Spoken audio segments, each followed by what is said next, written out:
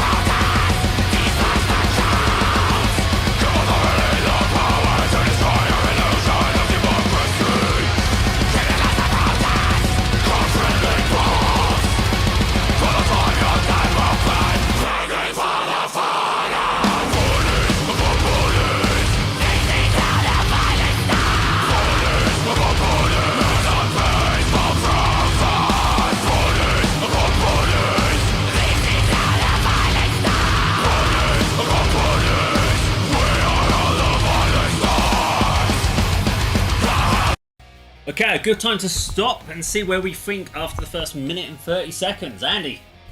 Fast and frantic. I mean, straight out the block. I think we all had a sharp intake of breath on the opening. But yeah, this is excellent.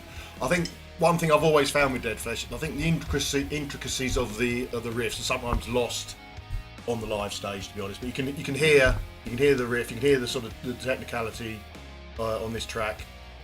Which is really good to hear because very accomplished musicians. Our friend Richard Stevenson is a fantastic front man, and he's driving this song front and centre in the video. Yeah, like this band a lot. Look forward to it. Their upcoming stuff and the rest of this video. Yeah, really good. For me, when I listen to, sorry, just one more thing as well. I mean, some people might catch this and think, "Oh, this is what they think heavy metal is." Incomprehensible noise, just noise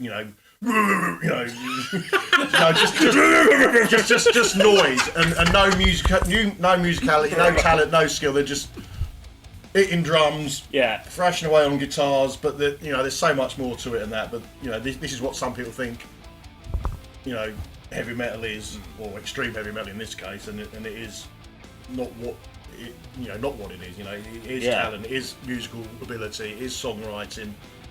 And not just what they think probably the Sex Pistols were producing in the 70s, which probably was more noise, more absolute noise, untalent, no talentless rubbish and everything. But some people make that same comparison with extreme metal, which is completely wrong. Because deathcore kind of elements, I'm not sure what genre you put Dead Flesh into. But I would say this is deathcore meets grindcore because they've gone for the really long This one feels tuning. more grindcore. So I'm not a fan of the blast beat stuff, but what I do love about Dead Flesh is they love to throw a bit of groove into it, and when that groove kicks in, it pulls you back in, even if you're not into that real like, and you're like, oh, okay, and then they throw that back in. You thought you were out, and they pull you back in. That's what I like about Dead Flesh.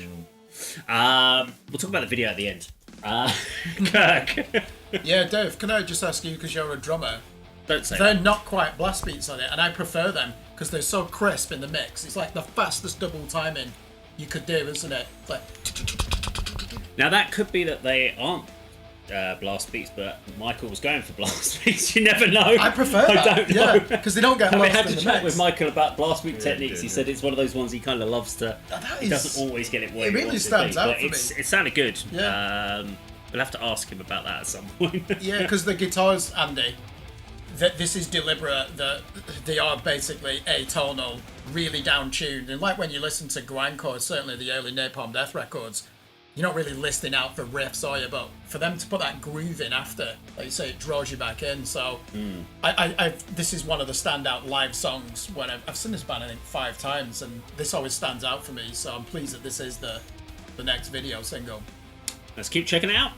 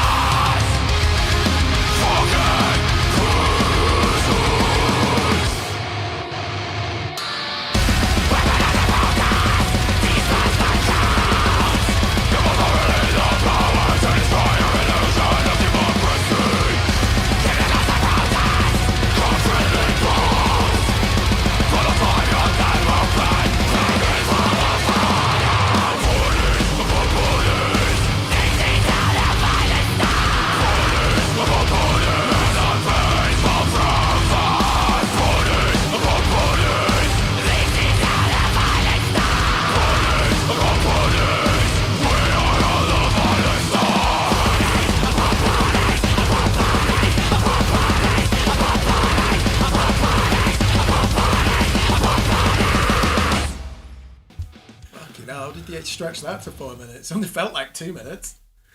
Okay, there we go. Dead Flesh and Bodies Upon Bodies. I'm going to throw it over to Kirk first for your thoughts on this one. First word that comes to mind is dirty when you listen to this music. Dirty. Michael. Deliberately in the mix as well. Those guitars sometimes do get lost, but that's the whole point. It's like Granger. It's like vicious noise. It's basically, they're saying, we don't give a shit if you dislike our music, deal with it. If not, go and listen to something else. So you already have that confrontation between the band and the listener. I thought that Richard, who's such a nice guy when you meet him in person. Yes, yeah. You want to think about watching that, you'd be scared He's just shitless. smash your face. Because he's a good-looking guy, is Richard. So if a woman brought him on to meet the parents, Ooh. and this they'd guy? said, "Oh, who is he? He's in a guy. rock band called Dead Flesh." He's a lovely guy. That would put you off straight away if you're the parents. And then when you see him in that video, like, he's not coming round for Sunday roast. Drumming stands out for me. Nelly, I keep going on about it. Extreme metal, if you're having drums as powerful as that, nothing hidden by the ride cymbal, it's just the snare. The velocity on that is incredible, and I've watched him play it live and he does it with ease. Nothing overproduced about that. The guitars, sometimes they're playing things in the middle of the fretboard. You're not going to hear them because the tunings are so low. It's like, whoa, you're actually playing notes in the middle of your fretboard? I can just hear So I just love how nasty it is, and we know that's the aesthetic that the band go for. You only have to look at the name of the band. They enjoy playing this music so much. They've even said to me, you know, just getting on stage, playing those caveman riffs, speeding it up is such a buzz. I'm just surprised that was 4 minutes. It felt like 2 minutes to me, and that's always a good thing. Andy? I want to touch on the video because I think you're going to have something to say about that. Really? Me? Yeah. Never. So my opinion on the video is it serves its purpose. I mean, it's not Hollywood blockbuster, is it? It's accompanying video for their upcoming release and promoting the band, and I think it does a really good job. It's probably a rehearsal studio or a small room, you know. Practice rooms. Practice rooms, was it? Okay. Stephen, Couple of cameras, you know, that wavy round technique. It's single camera. Single camera, around, yeah. Interspersed with, you know, your sort of classic riot, police fight, black and white shots, you know, which kind of fits the bill.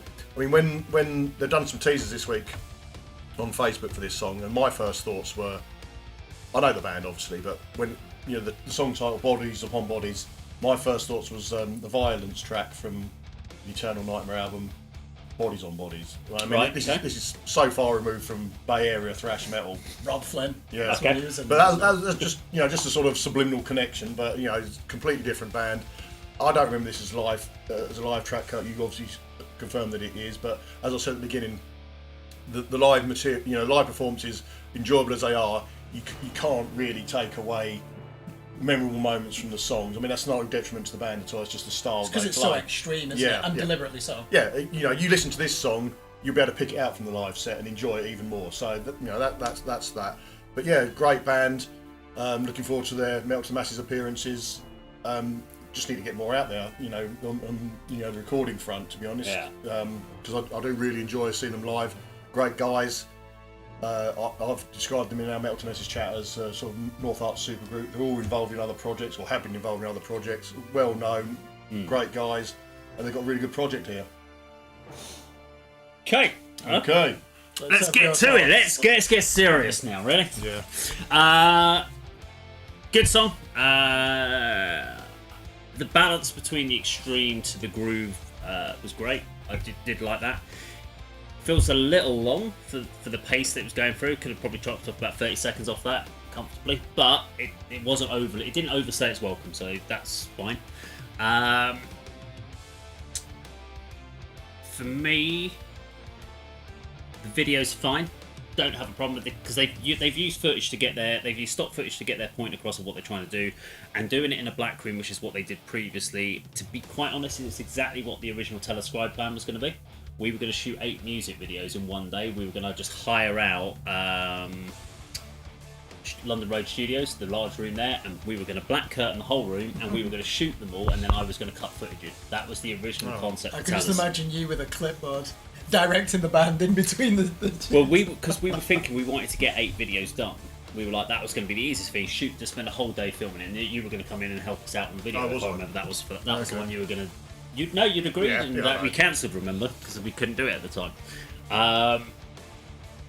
But I do have just a tip for the guys with this one. When you're using curtains and black screen, pull them tight so you don't get the curtain ripples, which you can see in all of the footage. So when you're looking at the black wall, you want it to feel like a black flat wall. What you had was the curtains, and so you could tell it was a curtain room. It wasn't a black wall room, because you don't want to feel like there's. When you see the blackness, you want it to feel like the blackness goes backwards. How do you pick these things out? That's what I watch. This is called watching the video. Because it's a video. It's because my head's not down here looking and making notes. Because you direct videos, though, you're looking out for these things. You're thinking, oh, if I'd have directed this, so that's it. It's because it's an experience as well. So yeah. I've used black screen before, and I've used it across. And if you don't get it completely flat and tight, so you have to actually pull it to the framework completely. What you then have is you get these little ripples, and then what you have to do is flip the contrast, and you basically flip the contrast out, which then takes certain light and it makes it darker, but then the ripples disappear. So Throes of Exile was a video I did about 18 months, 2 years ago, and that was on black screen, and I had that problem with the ripple, so I had to change the contrast settings. So he was still clear, but the black was just a pure black, so you couldn't see the curtain. It was very obviously, and the other shot they did a shot where they went up and looked at the ceiling, and you can see the sound pads on the top of the walls of the rehearsal studio. So you either put the curtain across. Was that in this video? That was in this video. The sound pads. Okay. So I was like, which rehearsal studio it is, and I was like, yeah, that looks like practice rooms. Stevenage. So they're my only things these are just minor things. It's just if you're going to shoot videos, just get those right. Just ask Dave to come in and consult on it. He only consultations. charges £100 for An hour. The biggest thing there's two things. I'm either impressed by this, but I'm also possibly a little bit like disappointed at the same time. Is that Dead Flesh haven't done a lot last year, so. And obviously they've been working on new material and recordings, but we've not seen anything come out. Now some of this stuff's been live. They didn't see them much on the live scene, but I'm also impressed that they didn't just keep playing loads of gigs, random gigs everywhere. They just they pretty much just took time back. Now part of that could be because they're all playing another acts, with Richard doing what he's doing with Lime, but he was doing Dread Beggar and stuff like that. But it's good to see them coming back this year, putting on some shows, and they're doing a few more this year. But it was great to see them take that time out, but I would have liked to maybe have seen more multimedia content, because if you've got it's amazing how quickly within a year people forget. Yeah. But when they're now coming back, we're talking about more Yeah. because we haven't seen them for a year. So I think it's the right call to not just play random gigs. I point that out to a lot of bands, like, if I haven't seen them for 6 months to a year, when they finally do announce they're going to play a gig, I'm like, fuck, yeah, we've got to check them out. I think they've done a few shows, but not local ones. They did Luton Castle last year, I think. Yeah, I watched that. It was a good show. And one other. I think they did like supporting, 2 shows. Yeah, they were supporting the black metal band Caligram and then that London metallic hardcore band Burner. It was a really good lineup. Oh, they did Black Heart, didn't they? Yeah, that was the one they did. The one I went to was at the Luton Castle, which had a good turnout. That was well attended because that venue's very small in Luton. But isn't you it? haven't seen them play they haven't played the Corn Exchange, the Horn. They haven't been doing the route of like what a lot of bands do, and a lot of bands like to just play as many shows as they can. I'm glad that Dead Flesh haven't gone down that route and oversaturated their market. Now they're coming back to the issue of Metal to Masses. There's a demand to see them. Yeah, definitely. I think that makes a lot of sense. But I'd like to see it. It's great to see they've got this next video out. But what else are they going to be putting out? Should we just touch upon? We noticed. I wouldn't call it mid-late.